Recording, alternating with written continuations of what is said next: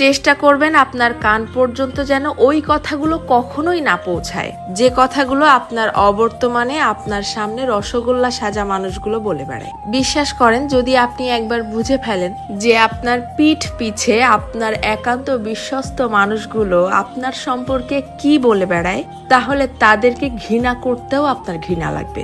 যদি আপনি বুঝে ফেলেন আপনার কান পর্যন্ত কোনো কায়দায় যদি কথাগুলো চলেও আসে, তখন আপনি এমনিতেই নিঃশব্দে মেনে নিতে বাধ্য হবেন যে আপনার আশেপাশে আসলে আপনার বিশ্বাসযোগ্য কেউ নেই। যখন কেউ আপনার প্রশংসা করবে, সেটা তারা কোনো রকম রিয়াকশন ছাড়াই চুপচাপ শুনবে। অথচ কেউ যখন আপনার সম্পর্কে খারাপ কিছু বলবে, সেটা দেখবেন যত দ্রুত সম্ভব এরাই মানুষের মধ্যে ছড়িয়ে দিবে।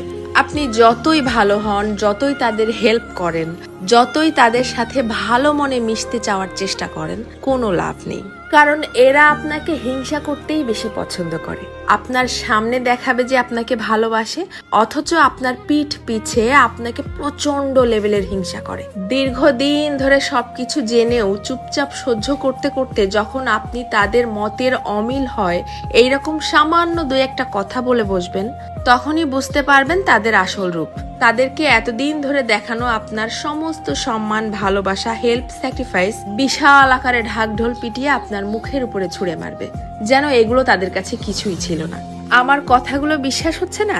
আপনি আপনার জীবনে এই ব্যাপারটা একবার অ্যাপ্লাই করে দেখতে পারেন। বিশ্বাস করেন, কেউ কারো আপন না, শুধুমাত্র সামনাসামনি আপন আপন সাজার ভান ধরে। যত দ্রুত আপনি এই সত্যিটা বুঝতে পারবেন, তত দ্রুত আপনার জীবনটা শুধরে যাবে।